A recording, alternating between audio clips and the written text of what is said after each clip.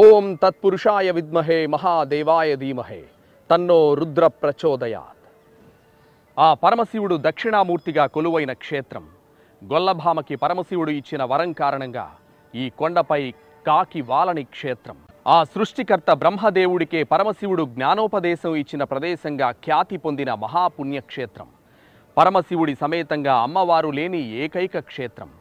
3 కొండల మధ్యలో నెలవై చేదుకో కోటయ్యా మమ్మాదుకోవయ్యా అంటూ ప్రజల పూజలందుకుంటున్న త్రికోటేశ్వర ఆలయం.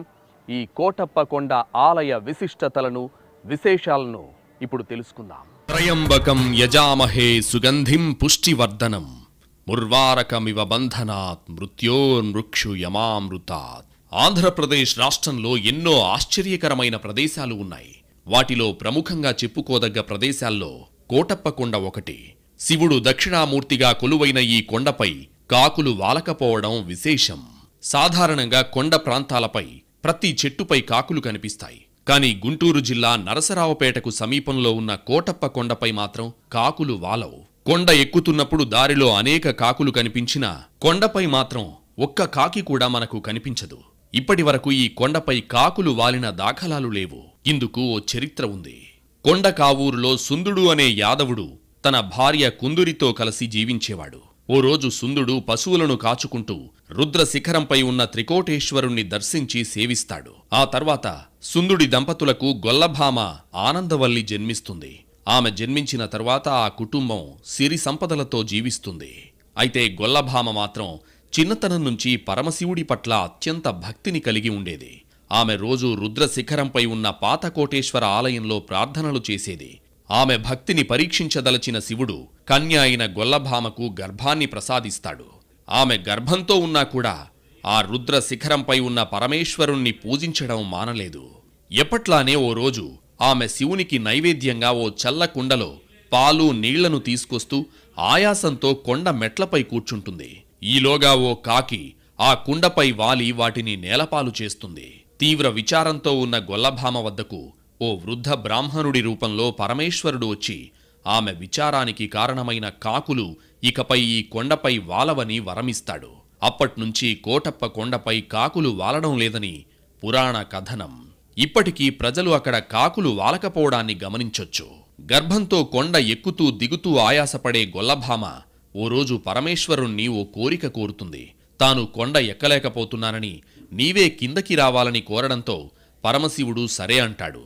కాని నీవు వెళ్లే దారిలో వెనక్కి తిరిగి చూడకూడదని షరతు విధిస్తాడు. కొంత దూరం వెళ్లిన తర్వాత భీకరమైన శబ్దాలు వినిపించడంతో గొల్లభామ వెనక్కి తిరిగి చూడ్డంతో శివుడు అక్కడే జంగందేవర కొండపై ఉన్న గుహలో శివలింగంగా మారిపోతాడు. ఆ ఆలయమే నేటి కొత్త కోటేశ్వర ఆలయంగా ప్రసిద్ధి చెందింది. పరమేశ్వరుని లీలా మహత్యం తెలుసుకున్న గొల్లభామ కూడా దేవునిలో ఐక్యమవుతుంది. గొల్లభామ ఆలయం కొండ కింది భాగంలో ఉంటుంది. మెట్ల మార్గంలో ఉన్న ఈ గొల్లభామ ఆనందవల్లి ఆలయాన్ని దర్శించుకున్న తర్వాత పరమశివుణ్ణి దర్శించుకుంటే మోక్షం లభిస్తుందని భక్తుల నమ్మకం. ఈ కోటప్ప కొండని త్రికోటేశ్వరాలయం, త్రికూటాద్రి అని పిలుస్తారు.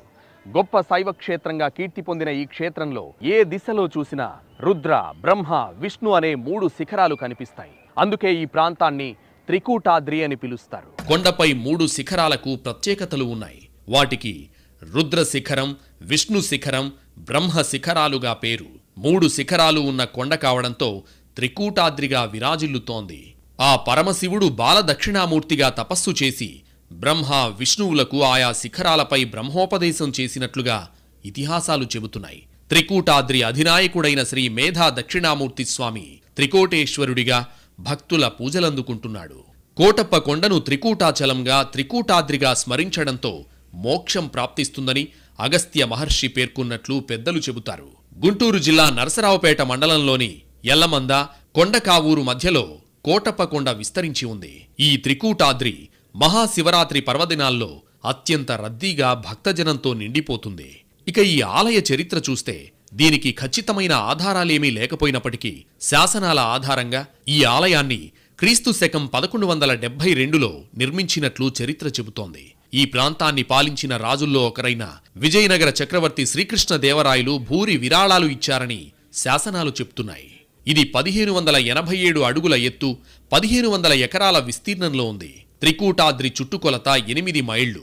త్రికోటేశ్వర స్వామి దేవస్థానం 600 అడుగుల ఎత్తులో ఉండి భక్తుల నిత్య పూజలకు ఆలవాలమైంది. దక్షయజ్ఞంలో జరిగిన అవమానం కారణంగా సతీదేవి దేహత్యాగం చేస్తుంది. సతీ వియోగం తర్వాత పరమశివుడు ముల్లోకాలు తిరుగుతుండగా ఈ కోటప్పకొండ శివుణ్ణి ఆకర్షించిందని, ఈ స్థలంలో శివుడు 12 సంవత్సరాలు ధ్యాన నిమగ్నుడై ఈ పవిత్ర స్థలంలో తపస్సు చేశారని ఈ ఆలయ ప్రతీతి. దేశంలోని శైవ క్షేత్రాల్లో పార్వతీ పరమేశ్వరులు ఆది దంపతులుగా భక్తులను అనుగ్రహించడం పరిపాటి. కోటప్పకొండలో మాత్రం పరమేశ్వరుడు శ్రీ మేధా దక్షిణామూర్తి స్వరూపంగా జ్ఞాన ప్రదాతగా వెలిశారు.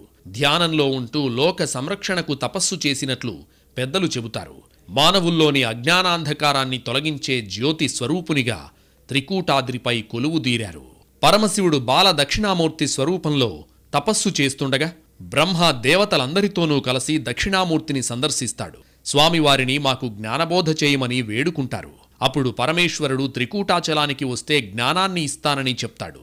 అప్పుడు బ్రహ్మతో పాటు ఇతర దేవతలందరూ కూడా త్రికూటాచలానికి వస్తారు. అప్పుడు పరమశివుడు త్రికూటాద్రిపైనే వెలసి వారందరికీ జ్ఞానోపదేశాన్ని బోధిస్తాడు.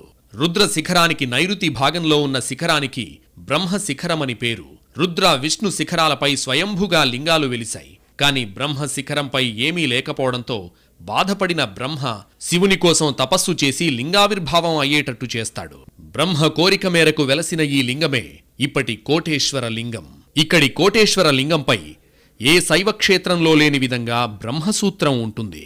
ఇక్కడ మహాశివుణ్ణి పూజిస్తే జాతకంలో గురుబలం పెరుగుతుందని చెబుతారు. గురుబలం కారణంగా ఇతర గ్రహాల ప్రభావం ఆ మనిషిపై పడకుండా రక్షణ పొందుతారని ప్రతీతి. అందుకే గురుగ్రహం అనుగ్రహం పొందాలంటే కోటప్పకొండ వెళ్లి త్రికోటేశ్వరుణ్ణి సేవించాలని అంటారు. ఇక్కడి వాతావరణం ఎంతో ప్రశాంతంగా, ప్రకృతి అందాలు భక్తులకు ఎంతో రమణీయంగా అనిపిస్తాయి. మహాశివరాత్రి కార్తీక మాస సమయాల్లో ఈ కోటప్పకొండ భక్తులతో కిటకిటలాడుతుంది. శివుడు దక్షిణామూర్తిగా బ్రహ్మచారిగా వెలసిన ఈ శిఖరంలో అమ్మవారి దేవాలయాలు ఉండవు. అందుకే ఇక్కడ పెళ్లిళ్లు కూడా జరగవు. బ్రహ్మసూత్రంతో కలిగిన ఏకైక లింగం ఇక్కడి కోటేశ్వర లింగం. పరమశివుడు దక్షిణామూర్తి స్వరూపంతో విరాజిల్లుతున్న ఏకైక క్షేత్రం ఈ కోటప్పకొండ. దేశంలో ఏ శైవక్షేత్రాన్ని సందర్శించినా పార్వతీదేవి రూపంలో అమ్మవారు దర్శనమిస్తారు. కాని కోటప్పకొండపై మాత్రం అమ్మవారు కనిపించరు. కుంకుమార్చనలు, కళ్యాణోత్సవాలు అన్ని శివాలయాల్లో జరుగుతుంటాయి. ఆలయాన్ని సందర్శించాలంటే ముందుగా ధ్వజస్తంభ దర్శనం చేసిన తర్వాతే ప్రధాన ఆలయంలో స్వామివారిని సేవిస్తారు. కోటప్పకొండలోని శ్రీ త్రికోటేశ్వర స్వామి దేవస్థానం శైవక్షేత్రమే అయినా వాటన్నింటికీ తావులేదు. ఇలా ఉన్న క్షేత్రం త్రికూటాచలం మాత్రమే. అందుకు పెద్ద కథే ఉంది. పరమశివుడు శ్రీ మేధా దక్షిణామూర్తి స్వరూపంగా కోటప్పకొండలో కొలువుదీరి భక్తులను అనుగ్రహిస్తున్నారని వేద పండితులు చెప్తున్నారు.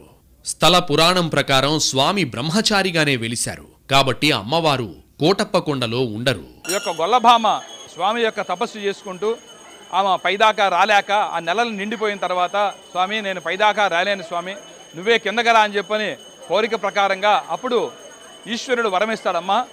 ఇక్కడ బ్రహ్మ కూడా తపస్సు చేశాడు.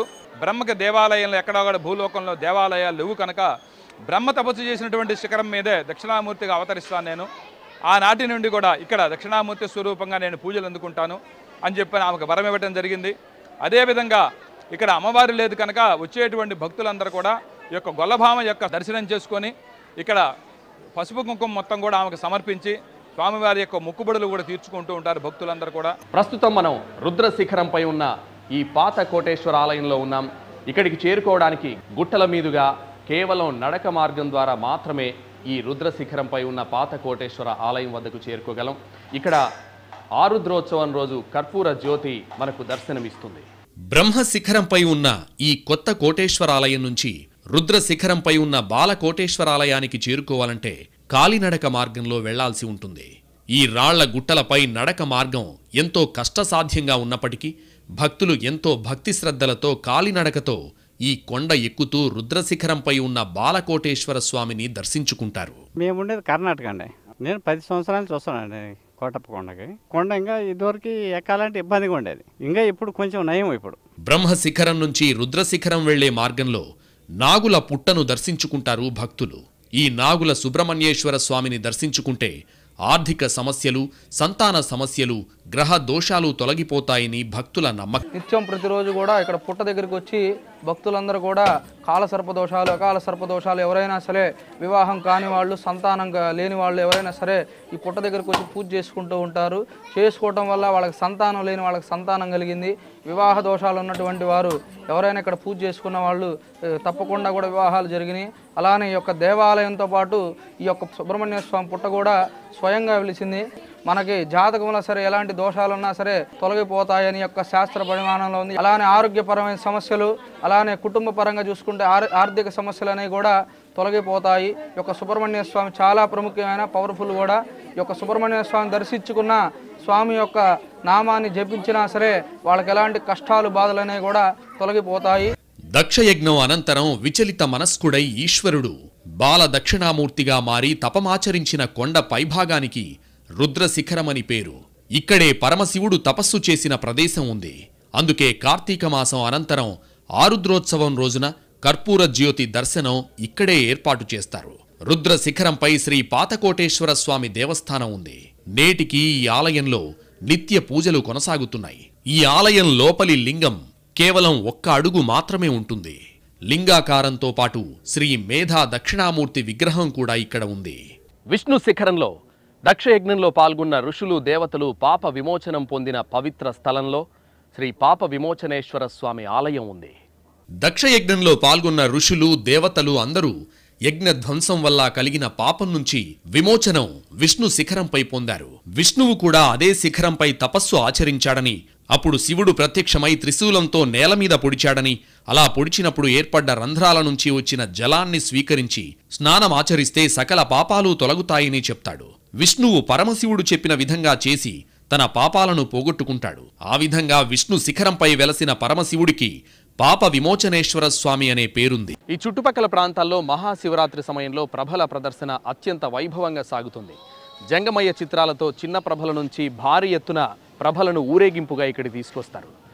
ప్రభలను ఏర్పాటు చేస్తే తమ కోరిన కోరికలు నెరవేరుతాయని ఇక్కడి భక్తుల నమ్మకం. చిన్న ప్రభల నుంచి 50 అడుగుల ఎత్తు వరకు ఉండే ప్రభలను ఇక్కడ ఏర్పాటు చేయడం విశేషం. కోటప్పకొండ అంటే ప్రభలదే వైభవం. అవి లేకపోతే ఇక్కడ సందడే లేదు. అంత శోభాయమానంగా వీటిని నిర్మిస్తున్నారు. ఒక్కోదాని నిర్మాణానికి 20 లక్షల నుంచి 25 లక్షల వరకు ఖర్చు చేస్తున్నారు. కోటప్పకొండ తిరునాళ్లలో అతి గొప్ప అంశం ప్రభలే. పంటలు బాగా పండాలని, ప్రజలంతా సుఖంగా ఉండాలని ఏటా ఇలా ప్రభలు కట్టుకుని కోటప్పకొండకొస్తారు. ప్రతిదాని వెంట ఊరంతా తరలి వస్తుంది. ఇంతటి చరిత్ర ఉన్న ప్రభల వైభవం 100 ఏళ్ల నాటి నుంచి ఉంది. కోటి ఒక్క ప్రభ కడితే కోటయ్య కొండ దిగి వస్తాడనే నమ్మకంతో ఇక్కడి ప్రజలు 100 ఏళ్లుగా వీటి నిర్మాణంలో పాలు పంచుకుంటున్నారు. మహాశివరాత్రి రోజు కోటప్పకొండ వద్ద వరుసలో ఠీవిగా నిలబడ్డ ప్రభల వైభవం మిరుమిట్లు గొలిపే వెలుగు జిలుగుల్లో కాంతులీనుతూ విద్యుత్ ప్రభల ప్రత్యేకత కొండకొచ్చే భక్తుల హృదయాల్లో స్థిరంగా నిలుస్తుంది. మాది తెనాలి, మా అమ్మమ్మ వాళ్ళ ఊరు నర్సరావుపేట. మేము ప్రతి సంవత్సరం ఈ ప్రభ చేస్తాము. పెద్ద పెద్ద ప్రభలు పైకి కొండ మీదకి రావడానికి ఉండదు, కానీ మేము ఈ చిన్న ప్రభ చేసుకొని దేవుడి దగ్గర వరకు వెళ్ళి దేవుడికి చూపించి దండం పెట్టుకొని మాకు నచ్చిన కోరిక కోరుకుంటాము. మాకు ఇలా చేయడం వల్ల మా కోరికలన్నీ నెరవేరుతున్నాయి.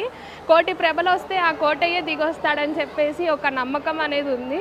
ఎప్పటికైనా ఆ కోటి ప్రభలు రావాలని కోరుకుంటున్నాను. ఆ కొండ మీద ఆయన దిగి అందరి కోరికలు నెరవేరాలని కోరుకుంటున్నాను. చిలకలూరిపేట మండలంలో కావూరు, కమ్మవారిపాలెం, మద్దిరాల, ఎడవల్లి, గోవిందపురం, బొప్పూడి, నాదెండ్ల మండలంలోని అప్పాపురం, అమీన్ సాహెబ్ పాలెం, పురుషోత్తమపట్నం నుంచి ప్రతి ఏటా కోటప్పకొండకు ప్రభలు తరలి వస్తున్నాయి. 100 సంవత్సరాల నుంచి చెక్క ప్రభలతో కోటయ్యకు మొక్కులు తీర్చుకుంటున్న చిలకలూరిపేట, నర్సరావుపేట ప్రాంతాల్లోని గ్రామాల ప్రజలు ప్రస్తుతం విద్యుత్ ప్రభలను నిర్మించి కోటప్పకొండకు తరలి వస్తున్నారు. ప్రభలు నిర్మించే అన్ని గ్రామాల్లో నెల ముందు నుంచే పనులు ప్రారంభిస్తారు. ప్రభకు సంబంధించిన ఇరుసులు, రాతి చక్రాలు, డొలుపులు, కమ్ములు ముందుగా సిద్ధం చేసుకుంటారు. చిన్న చిన్న ప్రభల నుంచి దాదాపు 100 అడుగుల ఎత్తు వరకు ఉండే ప్రభలను ఇక్కడి స్థానికులు ఏర్పాటు చేస్తూ ఉంటారు. ప్రభ కొండకు బయలుదేరే ముందు గ్రామంలో, కొండకు వెళ్లిన తర్వాత తిరునాళ్ల రోజు తిరిగి గ్రామానికి వచ్చిన తర్వాత మరోసారి పండగ వాతావరణంలో ప్రభ మహోత్సవాన్ని నిర్వహిస్తారు. ఐకమత్యంతో ఊరంతా హరహరా చేదుకో కోటయ్య అంటూ ప్రభతో నడుస్తూ కోటప్పకొండకు చేరుకుంటారు. ప్రభల నిర్మాణం సమిష్టి తత్వానికి ప్రతీకగా నిలుస్తోంది. ప్రభ తరలింపు సమయంలో వచ్చే ఆటంకాలు ఎక్కువగానే ఉంటాయి. మధ్యలో ప్రభ ఒరిగిపోవడం, ఇరుసులు విరిగిపోవడం జరుగుతూ ఉంటాయి. అయితే ప్రభకు ఇరువైపులా పంబతాళ్లు పట్టుకుని నియంత్రిస్తూ ఊరంతా ప్రభ వెంట ఉంటారు. దీనికోసమే గ్రామస్తులు ఎక్కడ ఉన్నా శివరాత్రి 3 రోజుల పాటు ఊరిలోనే ఉండిపోతారు.